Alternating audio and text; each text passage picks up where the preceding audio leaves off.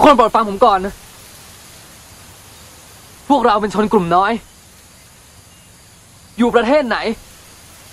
พวกเราก็ควรจะทำตัวให้เป็นพลเมืองที่ดีของประเทศนั้นๆและที่สำคัญที่สุดพวกเราควรจะสำนึกในพระมหากรุณาธิคุณของพระบาทสมเด็จพระเจ้าอยู่หัวที่ทรงมีน้ำพระทัย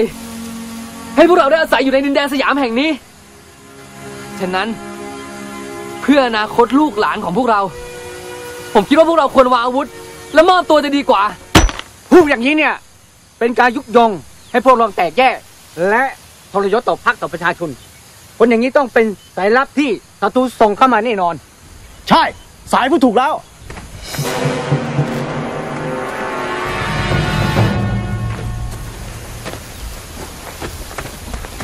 พี่น้องทั้งหลายนี่คือศพของสหายวรวิทย์ในกลุ่มของพวกเราไม่มีใครกล้าทรยศนอกจากไอ้ฆาตกรคนนี้ผมไม่ใช่สายลับและผมก็ไม่ใช่ฆาตกรด้วยถึงแม้ว่าผมจะเป็นทหารไทยแต่ผมก็ไม่เคยลืมสายเลือดม้งของผมสิ่งที่ผมพูดไปทั้งหมดก็เพราะไม่อยากให้พวกเราชาวม้งต้องพบกับความหายนะและหลงผิดไปมากกว่านี้ต่อโจเฉยๆสายเฉยๆแต่用乜境嘅需要幾律師管正鬥嘅我讀都呢只要我弄寫用練頭你หาชื่อก่อนน่ะกูกะมองกูรู้จักด้านเราเต็งจีเก่งเชื่อตัวนึงน่ะวิอื่นอยู่ขอตัวเก่งตัวน่ะ用楊練頭有個人好啲啊我當出警報道站住ยกมือขึ้นอยู่ได้ยกมือ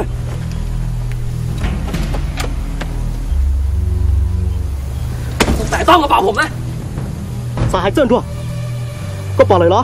เดี๋ยวนี้ก็ตัวมีว่ะก็อยู่หายลิจ้าน้องแกงให้เขาค้นเถอะแต่พี่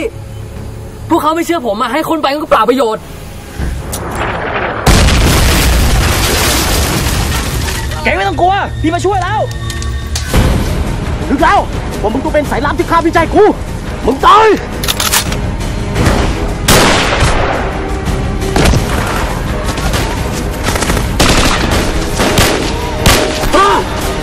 尊重，多玻璃架。主阿姐，個節目不俾就俾成咗。副黨ระวังยิง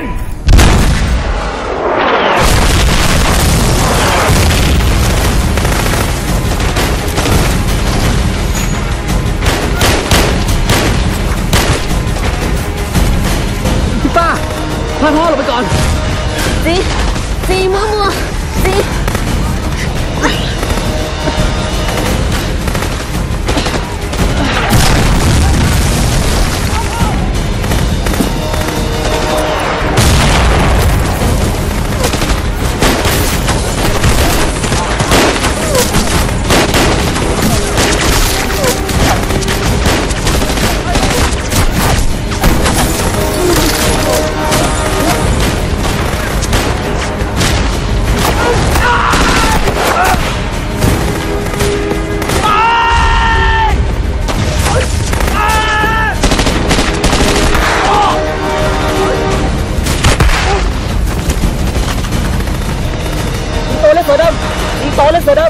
ตอนนี้กองกำลังเสริมทุนใหญ่แล้ว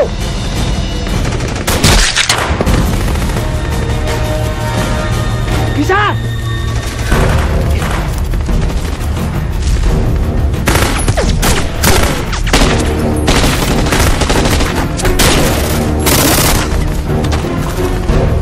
วันชัยสิงโตเล็กเสือด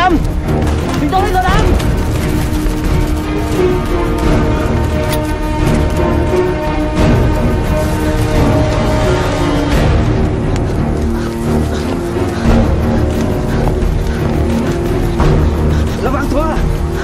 正快啊！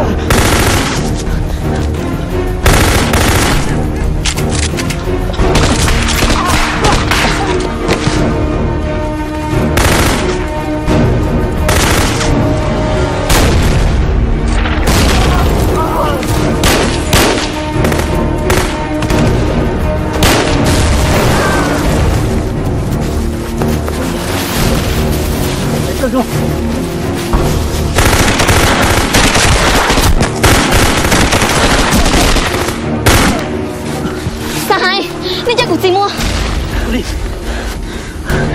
明仔，需要我度傾啦。點辦啊，明仔？將化嗰度傾。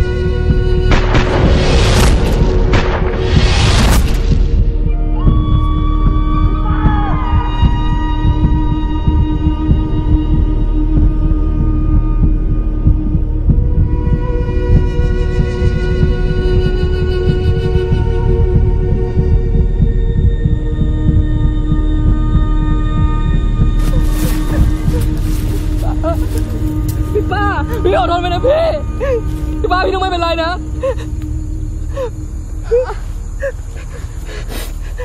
พี่ป้าอยู่กับผมนะน้องแกพี่ได้ทำหน้าที่ปกป้อง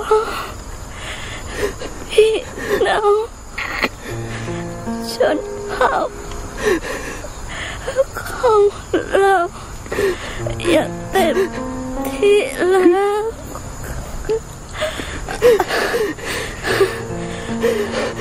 แต่พี่เสียใจและเสียใจมากที่สุดในชาตินี้พี่ไม่ได้ทำอะไรสักอย่างเพื่อครอบครัวของเราเลยไม่เลยพี่ผมภูมิใจมากเลยนะที่พี่มีพี่สาวเป็นทหารที่กล้าหาญแบบนี้ผมภูมิใจในตัวพี่ที่สุดเลยพี่ป้าน้องแกพี่หวังว่าน้องคงไม่ใช่คนที่ผ่านทหารมาเก็บกับพวกเรานะ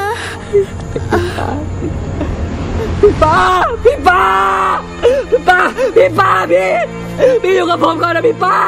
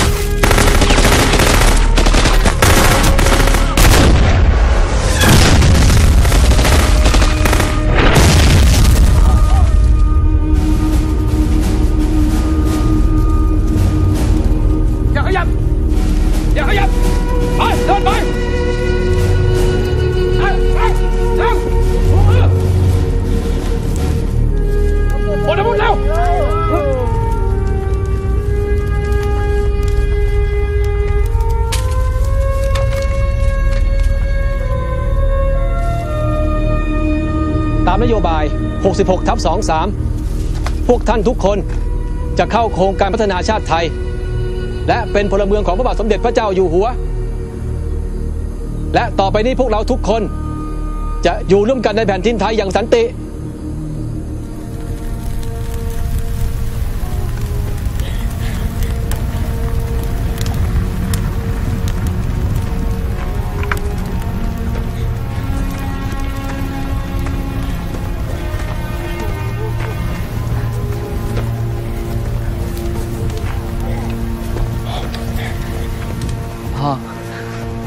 พ่อไม่ต้องกลัวนะเมื่อทุกคนยอมจำนนแล้วเนี่ยผมรับรองว่าพวกเขาจะต้องปลอดภัยแต่ตอนนี้พ่อรีบทำแผลก่อนดีกว่าไม่เป็นไรลูกแล้วพี่ป้าของลูกมามอบตัวยัง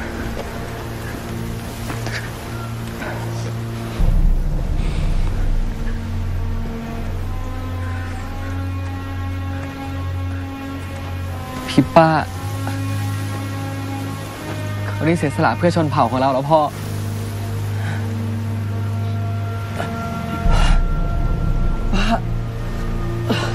พ่อใจดีมาแล้วพ่อ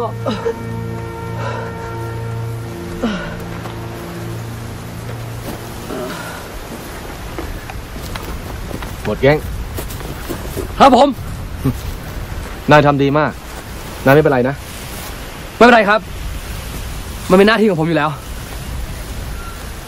แต่ตอนนี้พ่อผมบาดเจ็บขอให้หมอสนามช่วยดูแลด้วยครับเอาได้สิเอาขอบคุณครับพ่อไป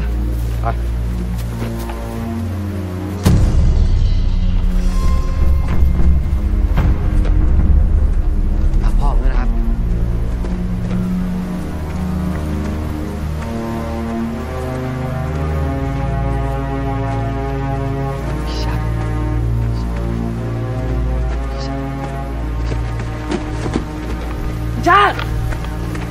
พี่ชาติได้ยินผมไหมพี่